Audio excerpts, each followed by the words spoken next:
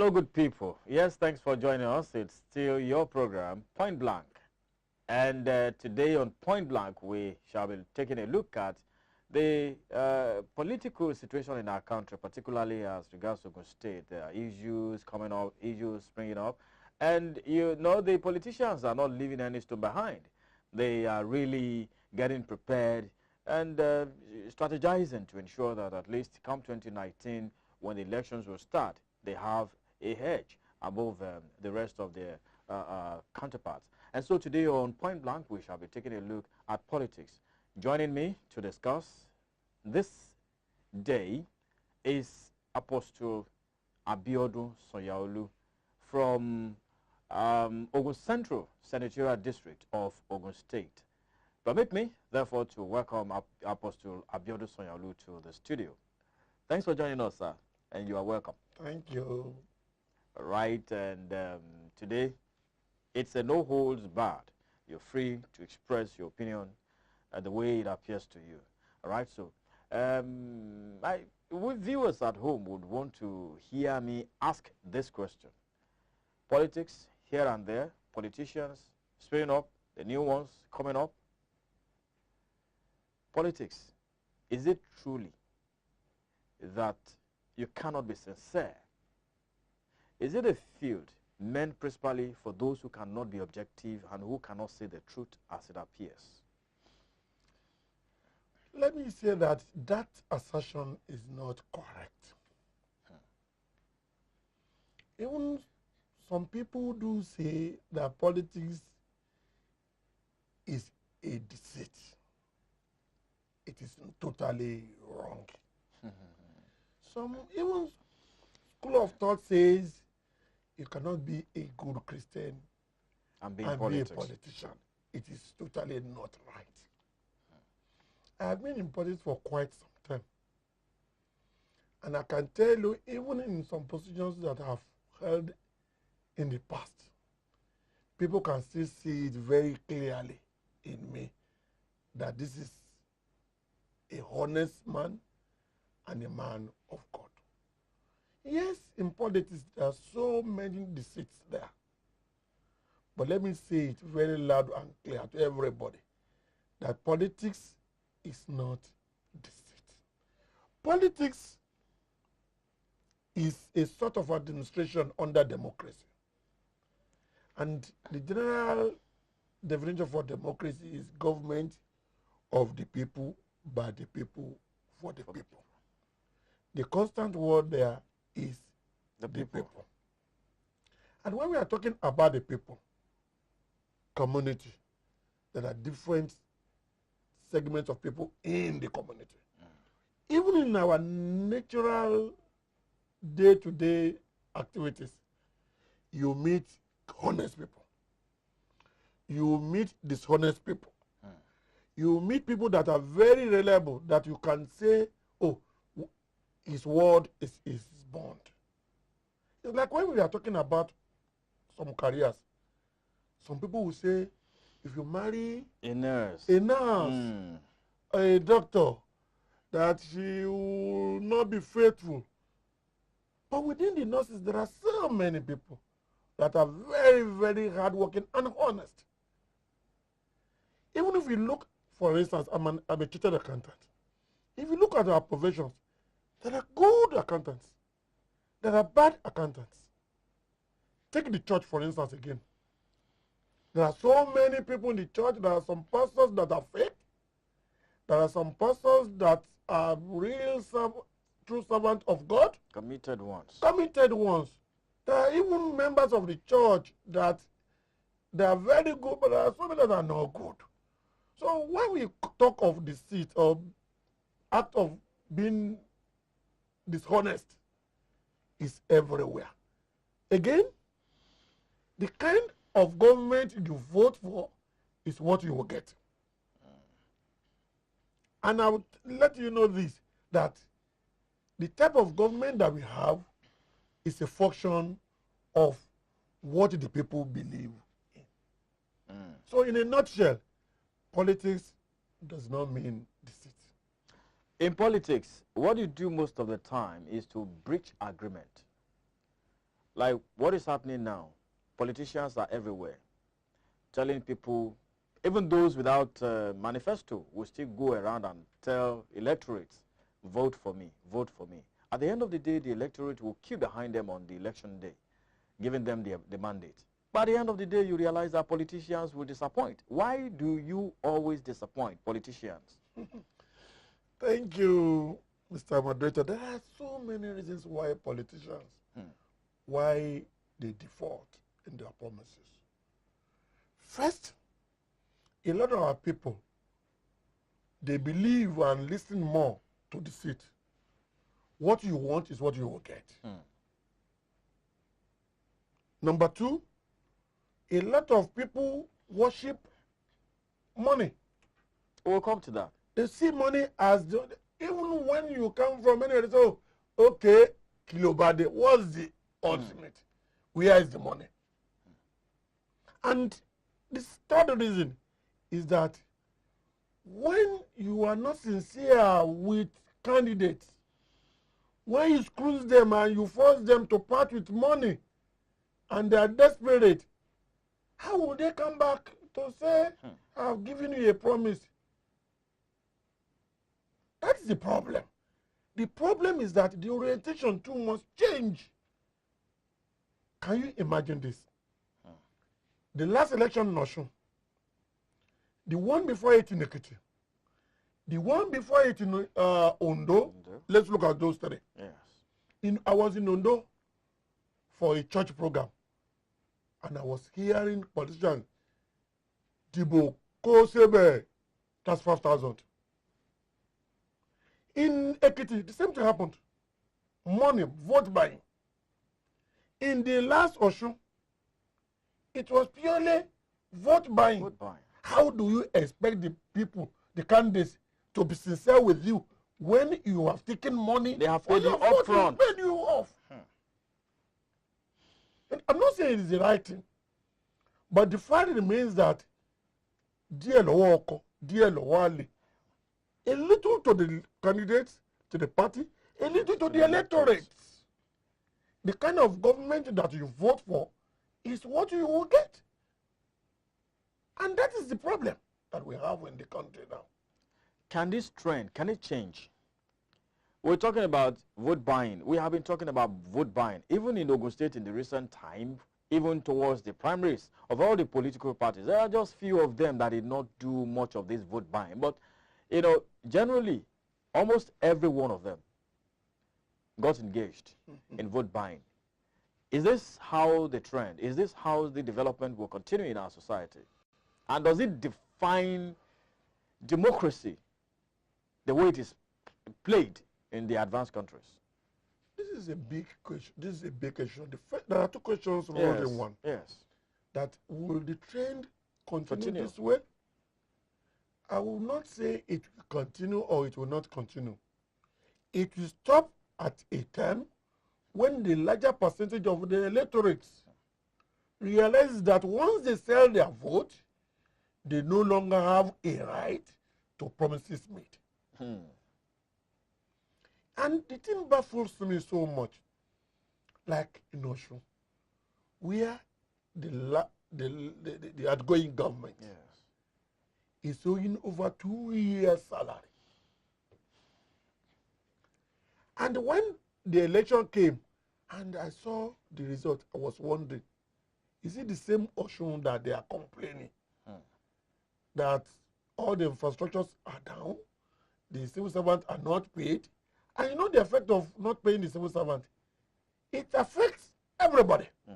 It affects the tailor, the market woman, it affects everybody because the economy of money is when the money is there and it's rotating within the people. And yet they still told us that one party, I don't want to mention him, that has not paid salary for over 2 years, got that so much vote. But a day before the election, salaries were paid. Would you say that is vote buying also? Is that vote buying? Of course, everybody knows. You had old salaries for about how many months, and then a day before election, you paid. You're now paying. You know, and I beginning to look at it that no, this man just paid the salary, that the people will know that it is a pure deceit. But unfortunately,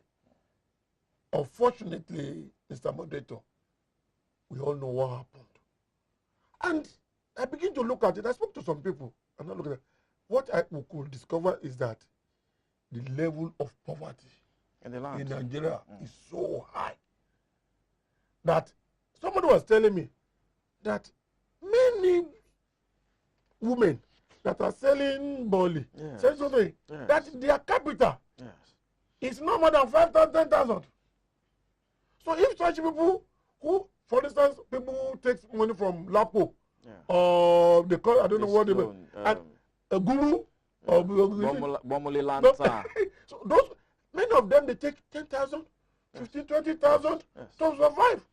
If somebody now comes and say this is 5,000, this is 10,000, without collateral, without refunds, and they are not paying back. So they tend to, as if they hold on to it as if that will solve their. Unfortunately, at the end of the day, they now say that they are back to their old form.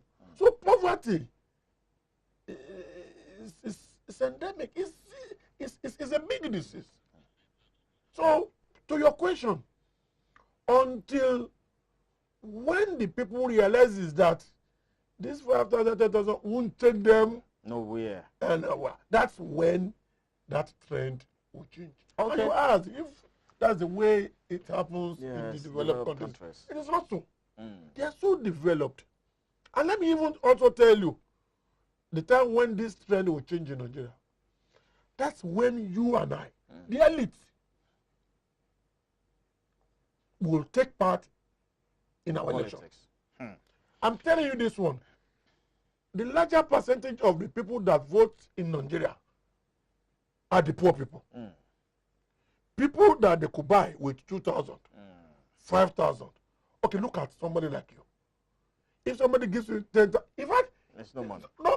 Nobody will come and give you such money. No. And unfortunately, the larger percentage of our elites, our educated people, they don't take part in voting. Politics. And they are the one that could change the trend. If all the teachers will say, yes, we are going to vote. All civil servants. All civil servants. I say, okay, no, we will protect our vote. All higher institutions, you will say, oh, we will be there. And things will change until that is done. Until then. All right. Yes, that will change when every one of us have learned the fact that, yes, it's a field that we all need to get, involved in. You have to get involved in politics and get elected or, vote. That is your right. And so we'll come back after this time out and we'll still talk more about politics. We're going to do a bit of dwelling into Ogun election. Yes, it was a situation between the PDP and the APC. And I am going to ask you, I'm going to ask you questions. First, were you satisfied with the outcome of that election? But your answer will be delayed for a bit. We'll go on a break, and when we come back, you'll be attending to that. Please don't go away.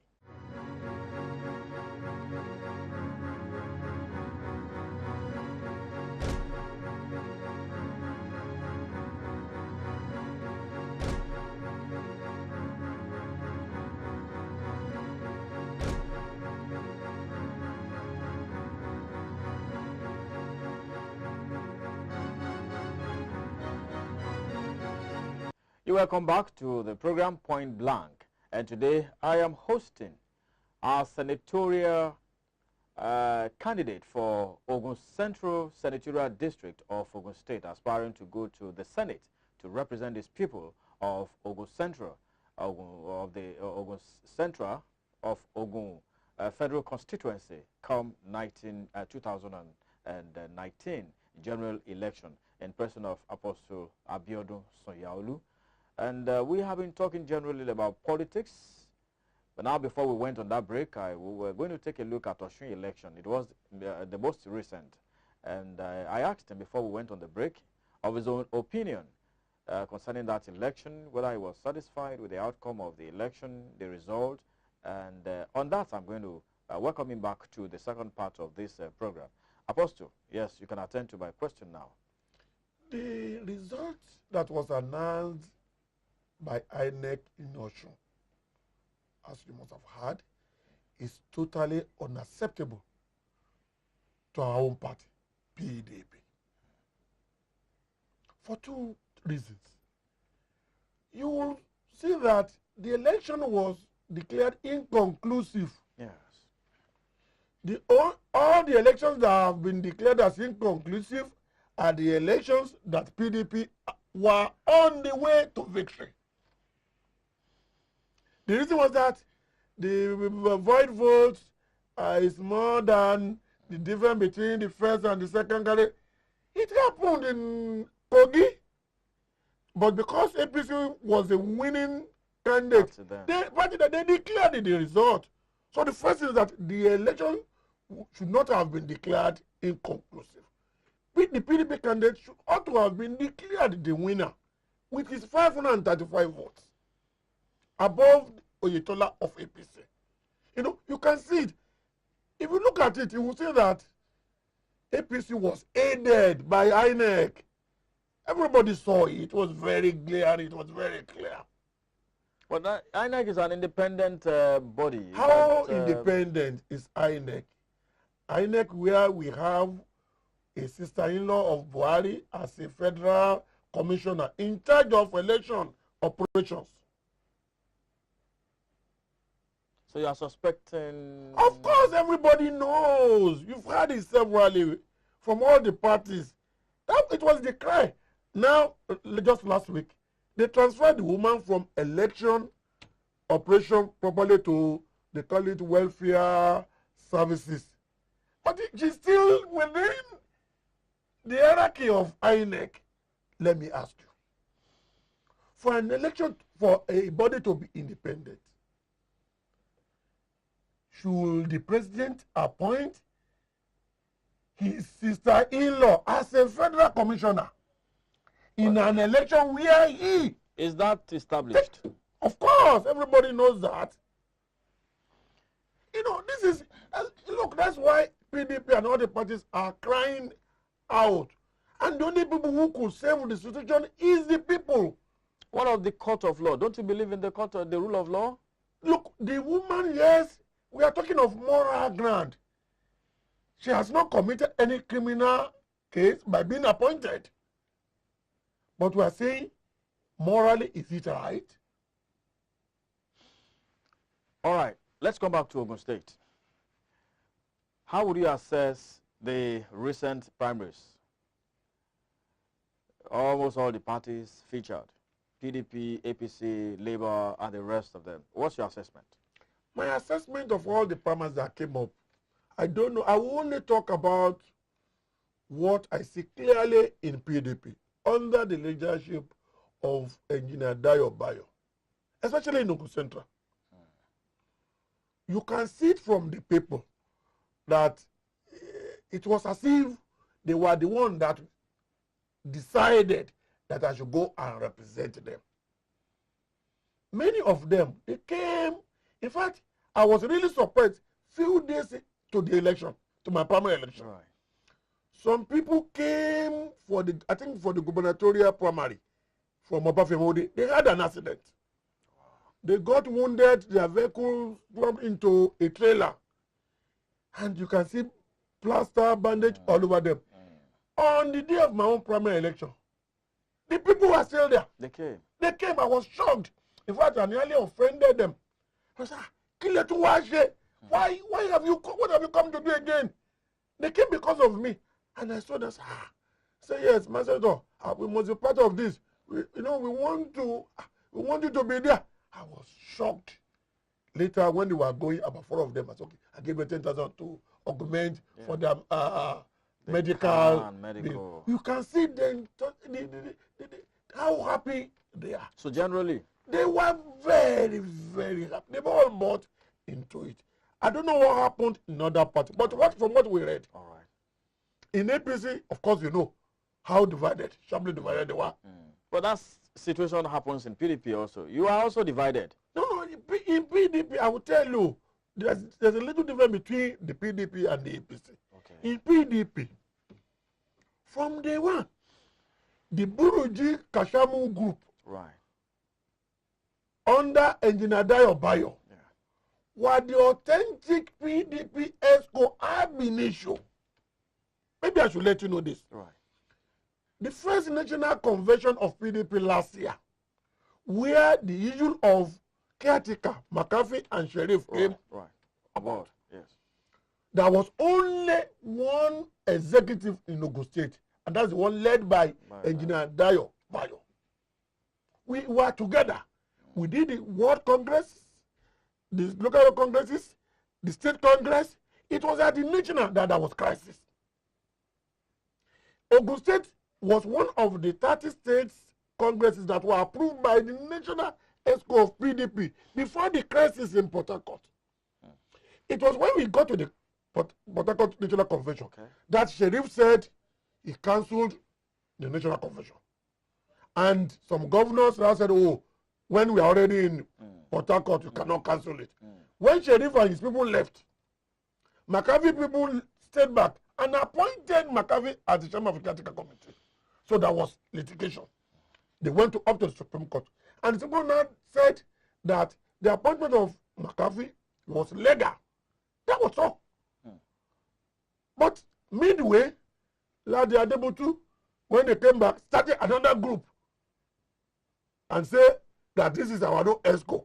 And they aligned with McAfee. And at the time, McAfee Caretaker Committee wrote to Engineer Dayo Bayo to tell them that this is the authentic ESCO in Ogun State and that they should accommodate Ladi Adebutu, his group, and give him half of the ESCO in 3 local governments, Shagamu, Ikene, and Remo North. We all have the letter. And they also said we should accommodate Dimeji Bankole by giving him 50% of the state officers in Ogun Central. But somebody that was elected, can somebody just say, I remove you? No, it's not. It's not legal. It's not. So there were no 2 groups. No, the Ladi Adebutu cannot be regarded as a group of PDP. No. So they are not of course, PDP is one. The state is still one. We are the one at the state secretariat. Go to the secretariat, you meet. That's why we have been a long time. So it's only one group. The other ones are the people that are just deceiving them. And now, is it possible for you guys to come back together as a formidable group? It's possible. Ladi Adebutu and his people should come. Many of the candidates they're already coming in. Take, for instance, Kayode Amusho. It's already back. Many other candidates, they want to come back.